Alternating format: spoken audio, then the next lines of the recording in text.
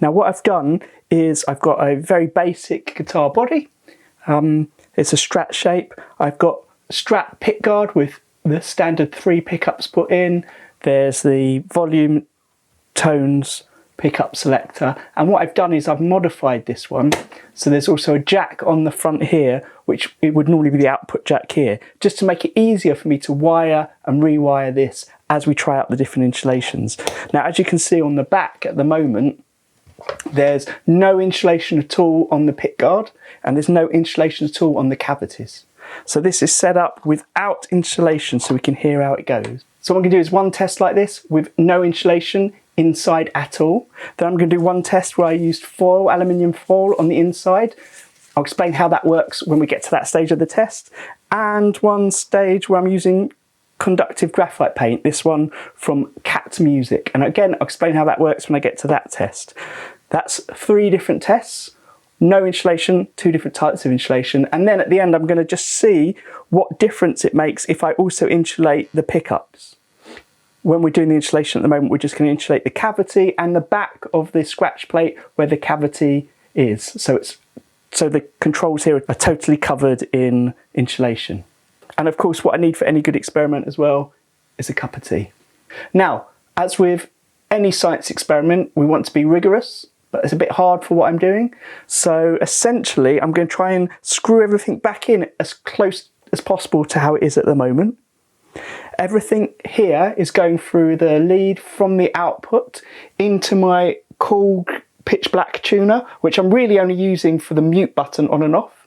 Then it goes into my Roland Cube amp, and on top of that I've got my trusty old Zoom H2 recorder setup, and the setup on this is so that it's just using the rear microphone, the one that's facing towards the speaker. I'm going to keep that in a constant position the whole time. The volumes on the Roland constant all the time. The volumes on the pickups, etc. will be the same. Let me just unmute the Zoom and show you what it sounds like at the moment. So right now I'm recording both through my lavalier mic, which is on my shirt, so you can hear me, and the Zoom mic, just so I can show you the sound that we've got at the moment. We'll go into the actual feedback and the hum in a moment when we do be more vigorous, but at the moment I'm just going to show you that in the front position on my switch I've got just the neck pickup, and I can tell because I'm tapping it with something metal and it's not picking up any signal. As I go through each one, you can see the different setups until in the last position it's just the bridge. So I will test all 3 as we go through. Right, so there's no actual setup to do for this, we've got it in place. Let's go back to the Zoom. I'm going to record the sound so we can hear it just through the Zoom and not through my mic on my lapel.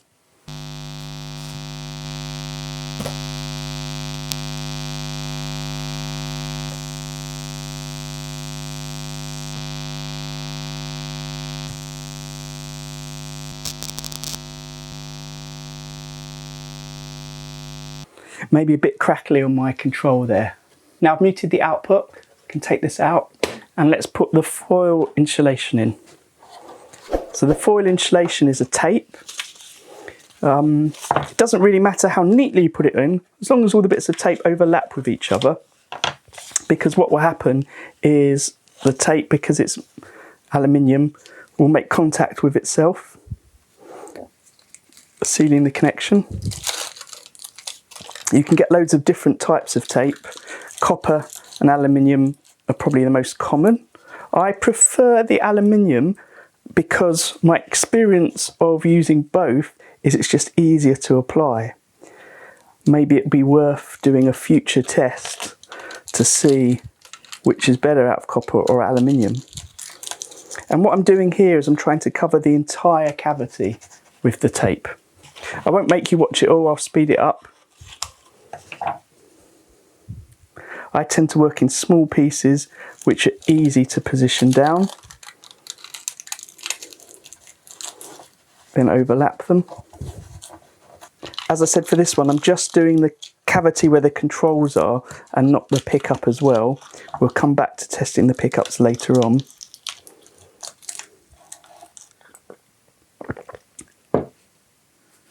So once I've done the cavity, I want to do the back of the pick guard as well.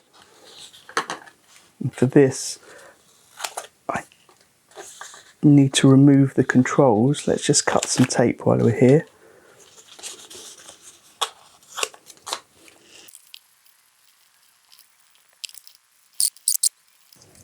Now, what's really important here is when this turns over, it's got to make contact with the cavity on the inside.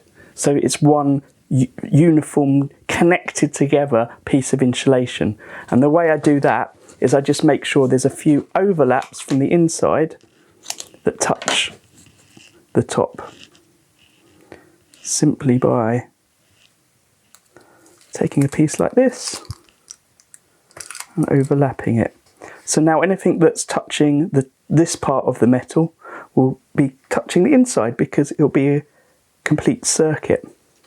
And I'll do the same on this side here where the switch overlaps.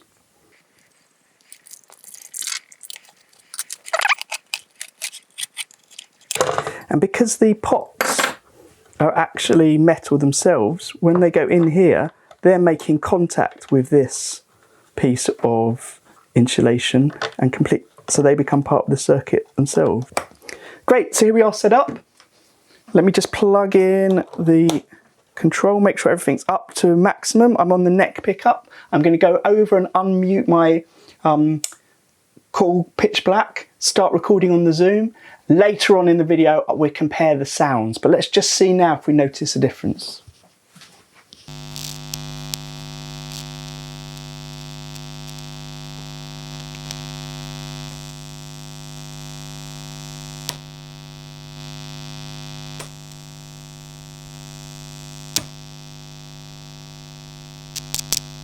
This time I'm going to change over to using the insulation paint instead.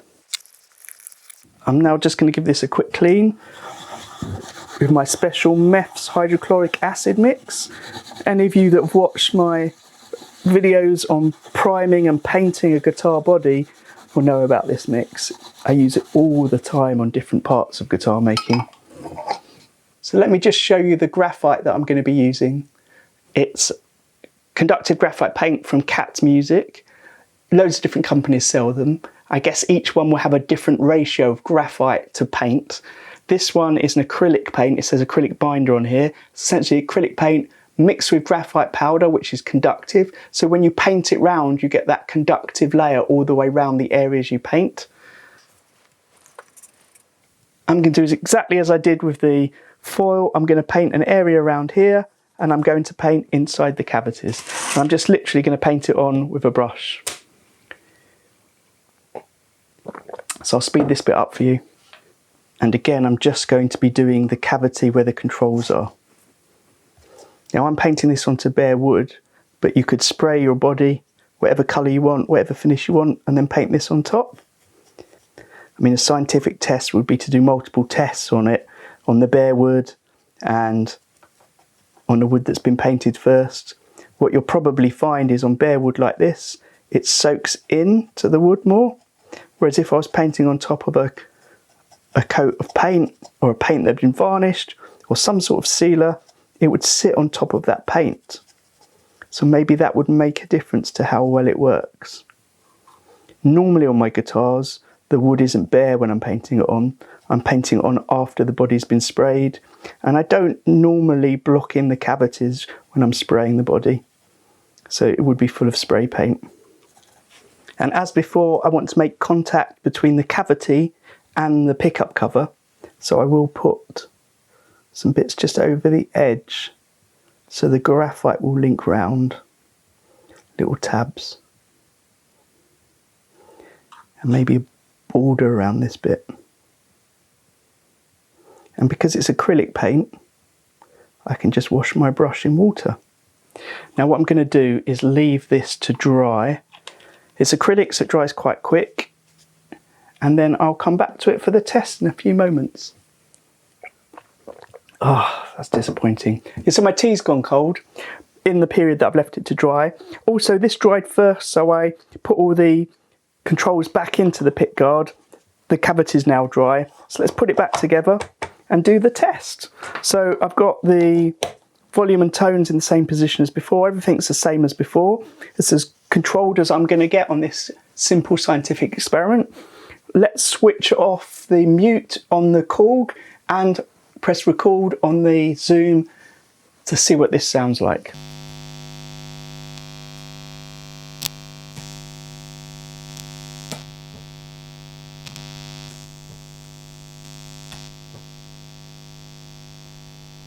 So I think clearly having insulation makes a difference, and the carbon paint was far superior to the foil.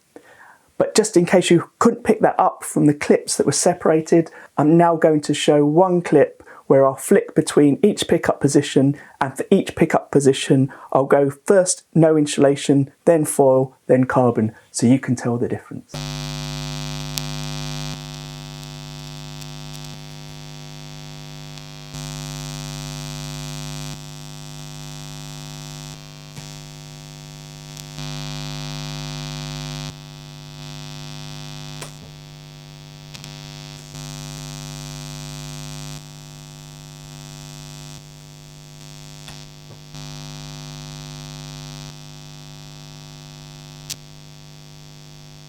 Great, for the next stage of the experiment, I'm going to just leave the insulation as it is in the cavity for the controls. So that's with the conductive graphite paint.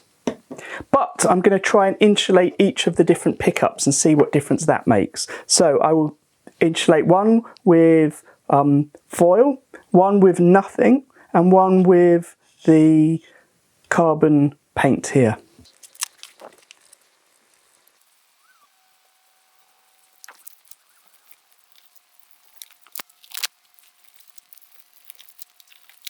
Great, so now that's dry, let's put it in place. And when we do the test, we've got the cavity insulated all with conductive graphite paint, as is the bridge pickup. The middle pickup has no insulation on it, and the neck pickup has the aluminium foil. So plug in, volumes and tones up as always. Let's switch on the Korg and the Zoom.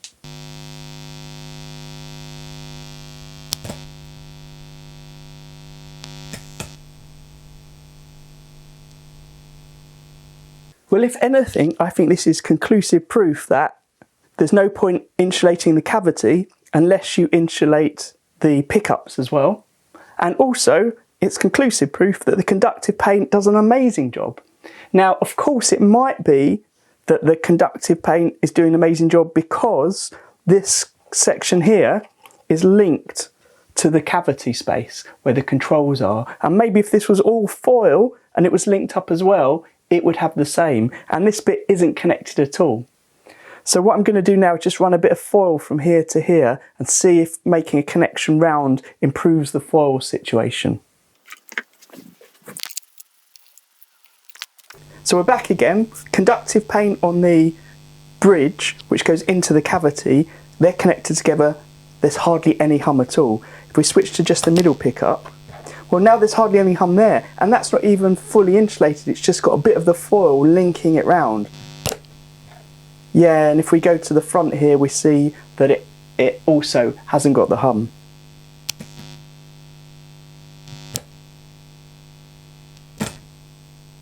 So my conclusion from this is, yes, cavity insulation is essential, but it has to be in the control cavities and in the pickups. My second conclusion here is the conductive paint seems to be really good, but even when we just got a thin strip of foil going between the two, the foil seems to work really well here. So maybe if I'd done the whole thing in foil as opposed to like the whole thing in conductive paint, I would have had the same effect. I'm not sure there's a massive difference between the conductive paint and the foil. But what we did find is when we just put the conductive paint in the cavity, it was better than the foil. So overall, going forward, I think I'm just going to use the conductive graphite paint.